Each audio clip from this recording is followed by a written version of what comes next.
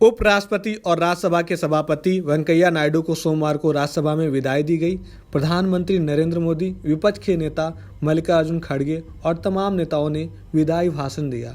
TMC सांसद Derek O'Brien ने जब स्पीच दी तो वेंकैया भावुक हो गए और अपने आंसू पोंछने लगे। डेरेन ओब्रायन ने वेंकैया नायडू के बचपन की कहानी सुनाई। उन्होंने कहा कि जब नायडू महज 1 साल के थे तब उनकी मां की मौत हो गई थी।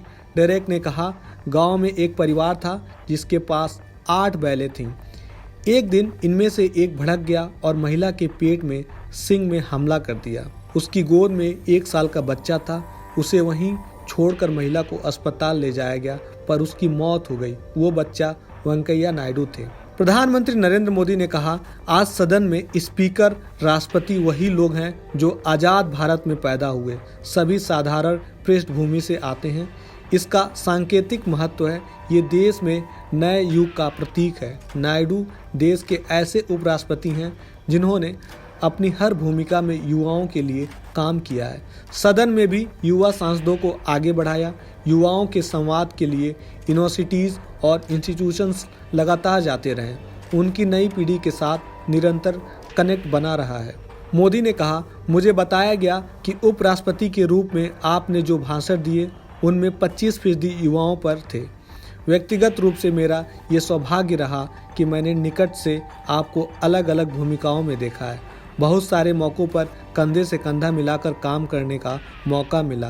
कार्यकर्ता, विधायक, सांसद, भाजपा अध्यक्ष, कैबिनेट मंत्री के रूप में आपका काम देश के लिए हितकारी रहा है।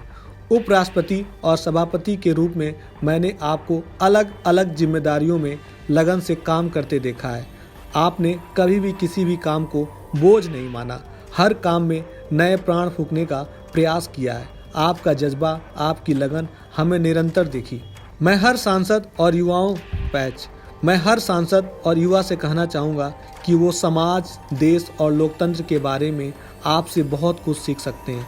आपके अनुभव हमारे युवाओं को गाइड करेंगे और लोकतंत्र को मजबूत करेंगे। आपकी किताबों का जिक्र मैंने इसलिए किया क्योंकि आपकी वो शब्द प्रतिभा झलकती है जिसके लिए आप जाने जाते हैं। आपके वन लाइनर्स विन लाइनर्स होते हैं। उसके बाद कुछ और कहने की ज़रूरत नहीं रह जाती। आपने दक्षिण में छात्र राजनीति से सफ़र शुरू किया था।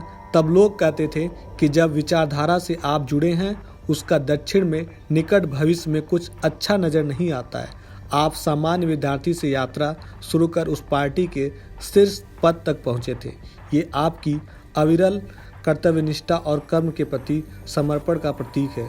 अगर हमारे पास देश के लिए भावनाएं हो, बात कहने की कला हो, भाषाई विविधता में आस्था हो तो भाषा और क्षेत्र बाधा नहीं बनती।